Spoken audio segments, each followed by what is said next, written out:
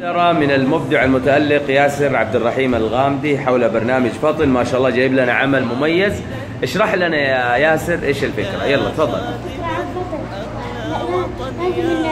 لا أذهب مع الغرباء حتى وإن قدموا لي هدية. يعني يقول أول شيء لا أذهب مع الغرباء حتى يقدم لي هدية، حتى لو قدم لي هدية كمان. تفضل.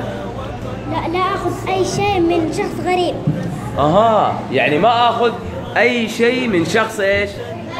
غريب. يا سلام. تفضل. لا أدع أي شخص يلمس أعضاء جسمي الحساسة ولو كان من أقاربي. يا سلام. يقول لا أجعل أي أحد يلمس أي عضو من أعضاء جسمي حتى لو كان من أقربائي. يا سلام. تفضل. لا ألعب مع أي شخص غريب عني.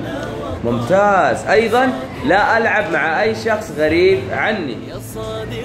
أترك مسافة بيني وبين أي شخص غريب حتى وإن كان السائق أو الخادم. يا سلام. أترك مسافة بيني وبين أي شخص غريب حتى لو كان السائق أو الخادمة. تمام. أشخاص أعرفهم ولا أختلي بالغرباء. يا سلام. يقول نبقى مع أشخاص نعرفهم ولا نكون مع الغرباء.